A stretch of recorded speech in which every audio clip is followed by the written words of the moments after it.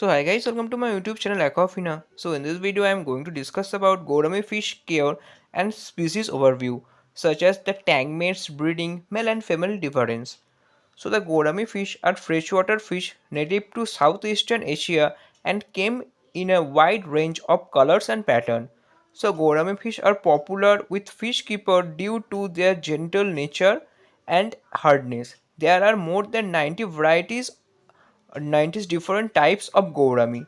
So now let's talk about the gourami fish fact and overview. So common name of the gourami is gouramis. Distribution they found in Asia and Southeast Asia. Size range between 3.5 to 28 inches depending on the species.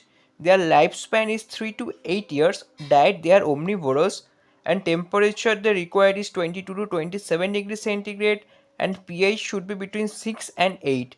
Breeding they are bubble nester. So now let's talk about the origin and distribution. The name Gourami derived from the Indonesian language and was first used in the 19th century. Now let's talk about the types of Gourami and their appearance. So today there are more than 90 recognized species of Gourami. Number 1 is giant Gourami.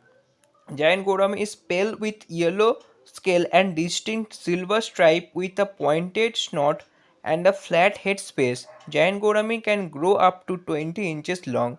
Second is opaline Gourami, blue with dark stripes across the entire body, light spot on its fins and tail. Opaline Gourami can grow up to 6 inches long. Next is gold Gourami, unique gold scale and triped patterning. Fins are large and round. This fish can grow up to 6 inches. Next is moonlight gourami. Silver iridescent green scale with slope-shaped head and flat body. Fins are translucent and iridescent. Moonlight gourami grow up to 5 inches. Next is blue gourami. Blue gourami with marble-like pattern. Two distinct dark spots on the body, one located at the center, the other near the tail. Next is pearl gourami. Most distinguishable feature in this fish, pearl-like spot. This fish can also has a black line running across its body. Pearl gourami can grow up to 5 inches. Next is dwarf gourami. One of the smallest gourami comes in several colors morph, narrow compressed body with round fins. Next is kissing gourami, a distinct mouth that protrudes outward, gives the fish a permanent spot. Short dorsal and anal fin. Kissing gourami grow up to 12 inches. Next is honey gourami. Male honey gourami have bright orange coloration, while female gouramis are silver or light yellow with a brown horizontal line. Vertical fins are needle-like. This fish can grow up to 3 inches. Next is sparkling gourami, brown with vibrant spot across the entire body. Marking and pattern vary. Fins have a dark orange tint. Sparkling gourami grow up to 1.6 inches long. Now let's talk about the gourami fish behavior and tank mates. So gouramis are peaceful, docile fish that do well in community tank. They swim in the top and middle levels of the tank and often swim to the surface to breathe air. These fish are slow moving and shouldn't be kept with fast moving fish or fin nippers. Although gouramis are hardy, it takes time for the fish to become accustomed to new environment. Certain gourami species like the gold gourami and kissing gourami are more aggressive than others and should only be kept with fish that match their attitude. Other gourami such as the samurai gourami are timid and spend most of their time at the bottom of the tank. Ample hiding spots should help this fish feel safe and at home. Gourami turn pale and dull when stressed. Appropriate tank parameters, suitable tank mates, and nutritious diet keep this fish happy and healthy. Now let's talk about how to differentiate between a male and a female gourami. So female gourami are social and get along well with other females. The fish do best in groups of 4 or more. However, male gourami need to be kept separate as the fish can be aggressive and territorial with others male. Chasing, beating and mouth fighting are all signs of aggression. Ensuring the tank size is large enough in house the fish will help prevent aggressive behavior.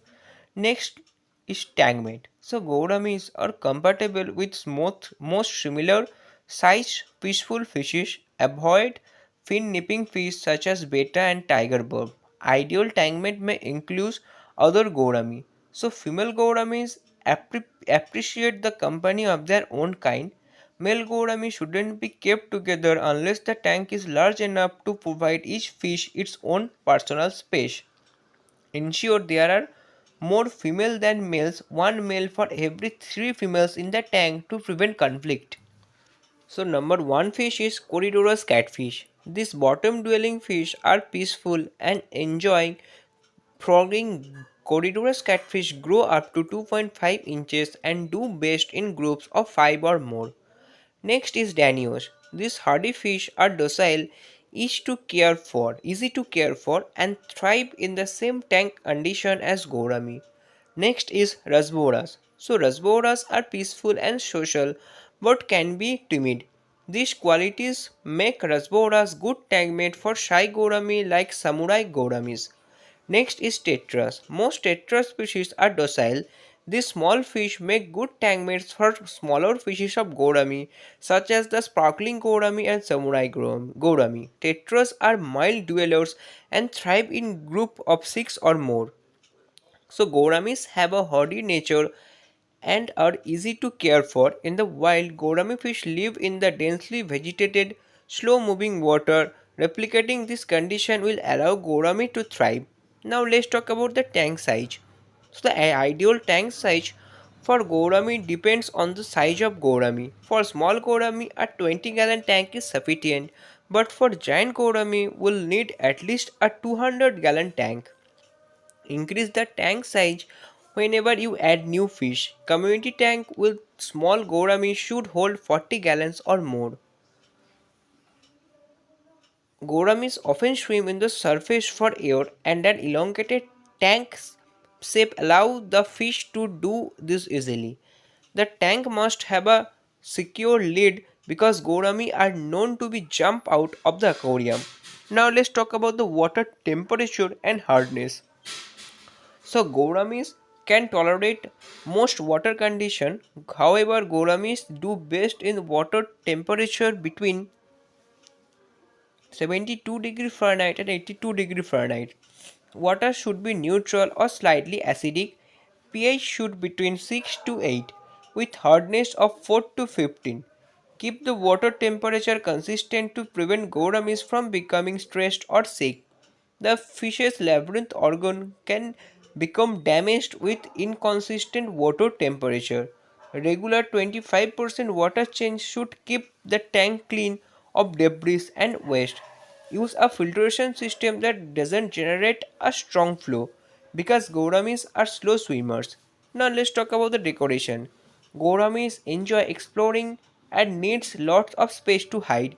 Set up hiding spot with caves, foliage, floating plants and driftwood. However, gouramis eat plants, so you should add resistant plant to the tank like java farms and anovios. Lighting should be moderate and switched off at night to allow the gourami to rest. Now let's talk about the sand and gravels are suitable substrate option for dark color substrate to let the gourami's colors shine though. Wash substrate thoroughly, avoid before adding to the tank to prevent cloudiness. Care. Gouramis are easy to care for because of this fish hardy nature and peaceful temperament.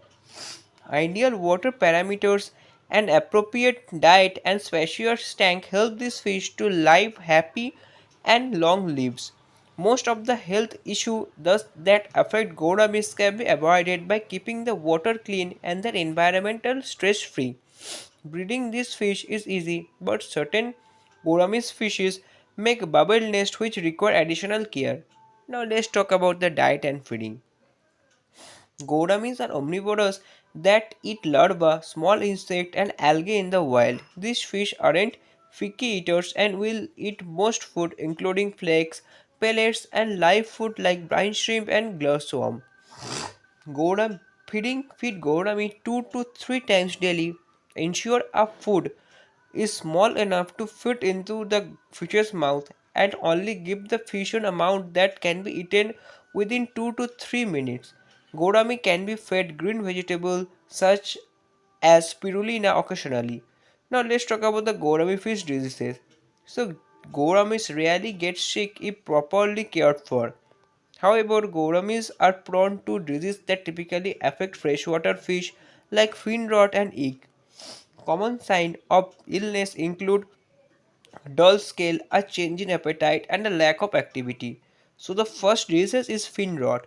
This illness causes fin or tail decay. Keeping the tank clean and the water parameter stable will help prevent fin rot. Eek. The disease is caused by the parasite. This fish develops white spot on its body. Each occurs when water conditions are poor or the fishes is stressed. Next is hole in the head disease. The diseases cause lesions on the head. These lesions spread and become more prominent over time. While the cause of hole in the head disease isn't clear, many contribute it to the parasite hexamite. Other possible causes include poor water quality, stress, and poor nutrition. So here are some few more diseases that could affect gourami. Next is fish fungus, dropsy, and swim bladder diseases. So now let's talk about the gourami fish breeding. Identify your gourami species. The term gourami refers to an entire family of fish, including over 90 species.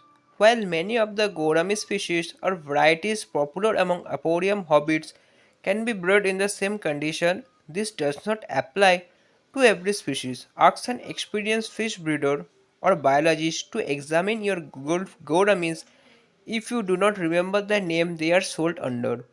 This guide is accurate for dwarf gourami, pole gourami, kissing gourami, blue gourami which is three-spot gourami and honey gourami.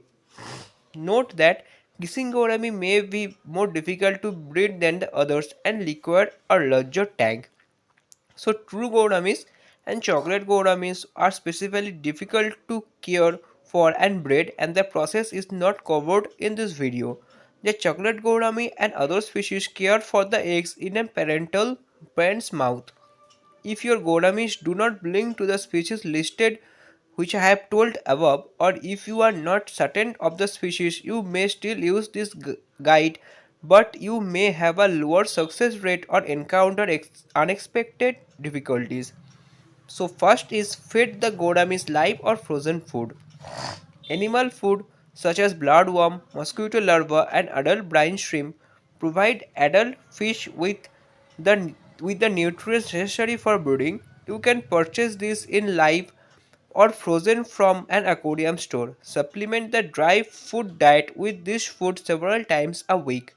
Gathering this type of food on your own increases the risk of passing on disease to your fish, and it is not recommended without the advice of a local expert. Number 2 is watch the fish change size and color. Adult female gouramis may swell or change color on their underside as they produce egg within their bodies. Male gouramis can become more bright colors if their diet improves, an indicator of good health and suitability for breeding. Try to find one male and one female that display this characteristic and have no visible defects. It may be easier to notice the change in size looking down from the above. Number 4 is identifying the sex of the adult fish. If the females have noticeably change shape as they lay eggs or become gravid, you may already know which gouramis are females and which one are male. Some are relatively easy to identify at any point due to the coloration difference. If this method of identifications are not sufficient, try the following method.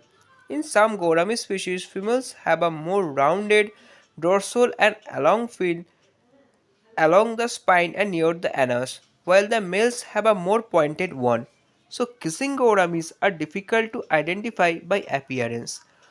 However, if two of the gouramis are kissing, they likely belong to the same sex and are fighting for dominance.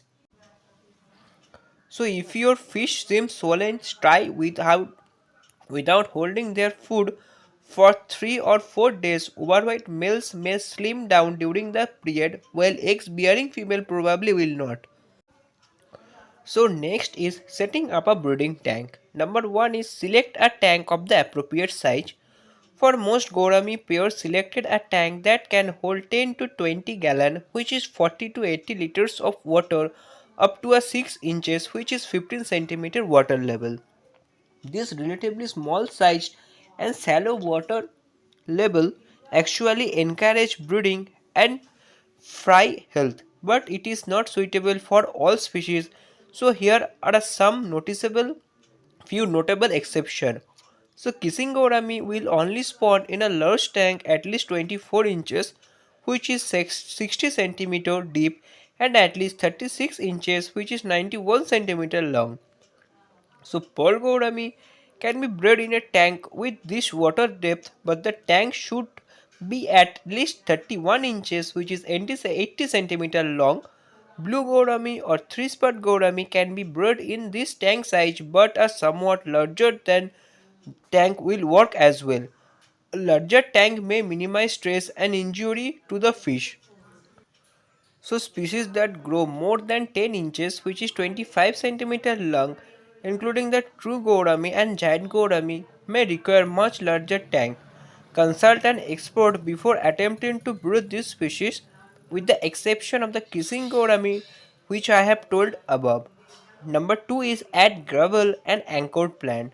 Start by adding a thin layer of gravel at the bottom. Use this to anchor several plants large enough for the female to hide behind if the male become aggressive. Leave some open area as well.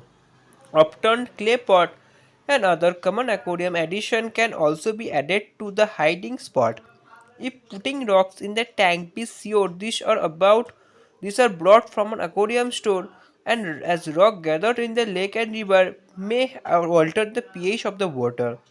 Next is add floating plant or object. Some species such as the pearl gourami create a bubble nest for the fish on the underside of a floating plant. You may use actual floating plant or a cut in half lengthwise and float it on the surface of the water. For species that do not build bubble nests such as kissing gourami, you may wish to float a species of lettuce instead, which will provide nutrition for the newly hatched fry. Do not cover more than one third of the water surface, as gourami need to take oxygen directly from the air as well as the water. Next is put a cover on the aquarium. Protect the air above the water level from cold draft by attaching a lid to the aquarium. Make sure there is air between the lid and the water level, and that the lid contains holes to allow the passage of some water. While this is not necessary for adult gourami, young fry are highly susceptible to air temperature change and could die in the air become too cold. Next is use a sponge filter. Never use a filter or air stone that creates a current in the brooding tank, as the current can destroy eggs and young fry. Adult may not be willing to lay eggs unless the water is completely still. Next is adjust the temperature, pH, nitrates if necessary. Use an aquarium test kit to monitor these attributes of the tank water for several days. Before any fish are introduced, prepare the tank with a fishless cycle to keep toxic nitrates and nitrites out of the water.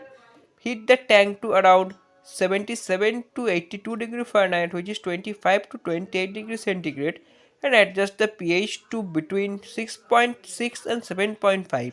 Lower pH by adding soft water such as reverse osmosis water, and raise it by adding crushed limestone, coral, or other carbonate material. Warning: do not transport the fish between tanks with different temperature. Instead, gradually increase the water temperature of the tank after the brooding fish have been introduced. The pH and temperature range given here are a narrow band suitable for all common gourami species mentioned at the breeding beginning of the guide. If you have identified your gourami species, you may be able to search online or a broader range of acceptable conditions for the species. Next is brooding the adult gourami. Introduce the female to the brooding first. Move the female gourami you have selected to breed into the brooding tank first. This gives the female fish time to locate hiding spot and acclimatize to the tank. Next is introduce the male. After at least an hour or up to a full day, introduce the male to the tank, watching the behavior of the two fish, making sure the female has enough hiding place to remain along for part of the day. The male may cause minor brushing or scratch on the females while chasing her. If the female sustains more serious injury or is being harassed around the clock, consider adding a second female to divide the male attention. Next is wait for the fish to mate. It may be several days before the Gourami pairs mate, while the exact nature of the mating rituals or spawning varies by species. It typically takes several hours. Look for the following sign if you are trying to catch the fish in the act. In many Gourami species, the male will create a nest of bubble before mating occurs. This nest may be in a corner of a tank or in the undersides of a floating object. The two fish may dance around each other, eventually touching and wiggling against each other. In some species, they will lash together and one will roll onto the back.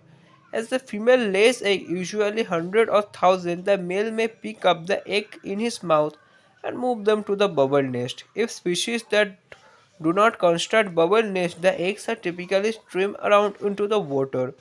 Next is know when to remove the parents. The adult female gouramis should be moved back to the original tank directly after spawning, or she may eat the eggs. If the female constructed a bubble nest, she will likely continue to care for the egg until the fry become free swimming, after which should be removed as well. For species that do not construct a nest, such as kissing gourami, remove the parents immediately after the spawning.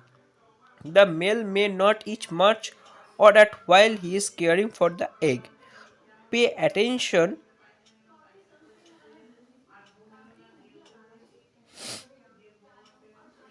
to these eating habits and reduce the amount of food if necessary to avoid making the water dirty. Next is caring for the fry.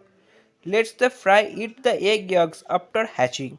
So fry typically hatch within 30 hours of spawning, often within the 24 hours of some species. If they were laid in bubble nests, the fry usually stay attached to their place of hatching for 2 or 3 days as they consume the yolk of the egg sac. After eating the yolk from their own eggs, the fry will become free swimming, moving around the tank, and will need to be fed according to the instruction which is given, which will be shown in the video.